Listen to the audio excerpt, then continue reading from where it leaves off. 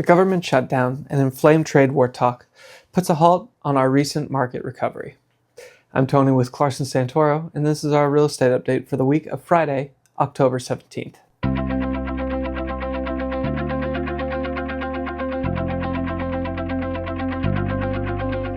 We know that selling or buying a home can be very stressful and confusing. That's why we do these weekly videos so you can know how the market is impacting your options as a home seller or buyer. Starting off, let's take a look at how we did this week in the market. There are 37 active homes on the market, one fewer than last week, with roughly the same average asking price at $1,819, just a little bit under the $1,824 of last week.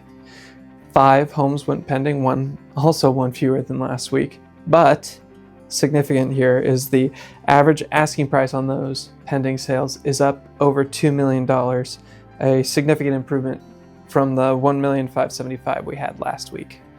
And the same number of homes sold this week compared to last. And again, another good improvement for our market is the average closing price went up to $1,700,000, up from the $1,400,000 basically that we had last week. So now that we know how the market performed this past week, we can take a look at the broader trends that help us determine where the market might be heading. But before we do that, if you find this information helpful, you can hit the subscribe button so you don't miss out on future updates. And while you're at it, why not share it with a friend also? Everyone deserves to be in the know about their local real estate market. Okay, let's take a look at those broader trends. Whoa. As I drop my pencil. Oops. There we go. Starting with inventory. It has remained below the 50 home threshold for over a month now. And 50 is what I consider a normal inventory level for San Ramon. And we are now down to the high 30s. So here we are below the 50, that's 45, below that 50 level for the past month or so. We're now, like I said, right in the high 30s. It is likely that the inventory will remain low for the remainder of the year, especially as the time on market remains high. Few sellers want to maintain a home for sale during the holiday season. So if they do not sell, many will be pulled from the market before the end of the year.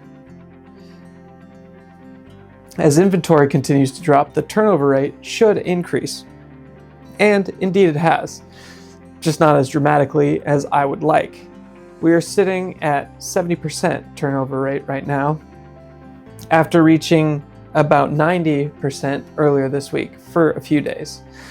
While 70% is significantly better than the sub 50% that we had been living in for most of the summer, 70% is still just not quite enough to maintain a healthy market. The fact that inventory has fallen without a sharp improvement in turnover reinforces my belief that more and more sellers will just remove their house from the market, even if they don't get the price, or offers they were hoping for soon. The over-under number dropped back down to about 1% under the asking price this week.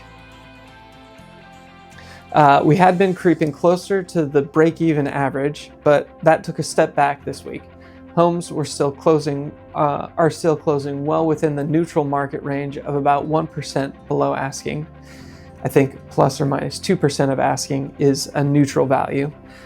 But this obviously slows down the progress we were making in getting back to the 100%, this line right here, 100% of asking price on average.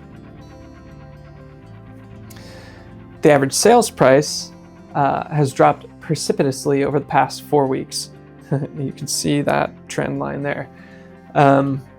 Falling from about 1.9 million down to where we're at now, which is 1.68, so under 1.7.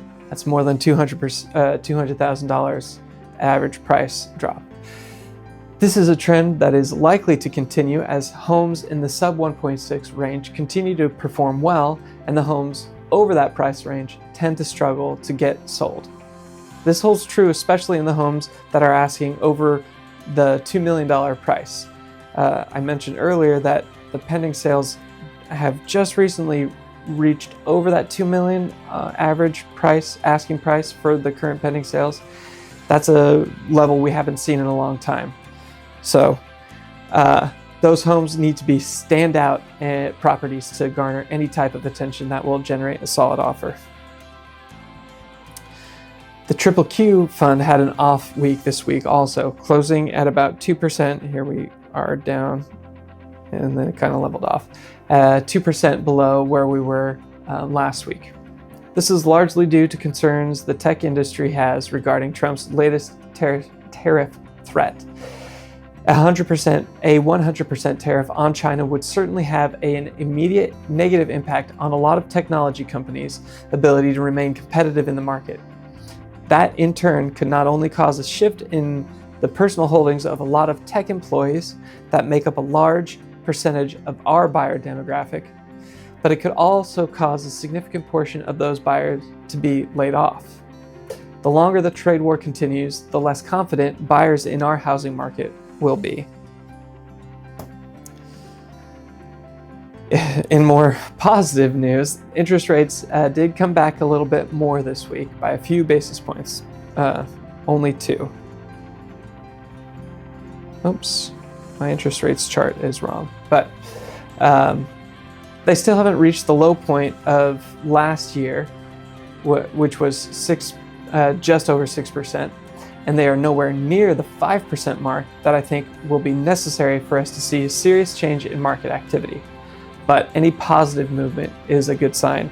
And this slide is wrong, but we're sitting at 6.27% currently. Okay, sorry about that last slide. Anyway, the takeaways I think we can look at this week are that we're continuing to struggle through the doldrums of a fall market. What makes these doldrums feel more significant is that we didn't have a strong spring and summer market to basically ease the sting of this current slow time of year. As it stands, I think that the federal budget and foreign tariff conversation both need to be resolved before we can even hope to have a more normalized housing market. Thank you for joining me for this weekly update. I hope it helps you understand how our market is impacting your options.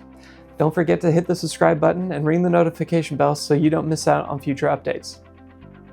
And if you would like help navigating the stressful or confusing process of buying or selling a home, leave a comment down below or reach out to us directly. We're here to help guide you every step of the way.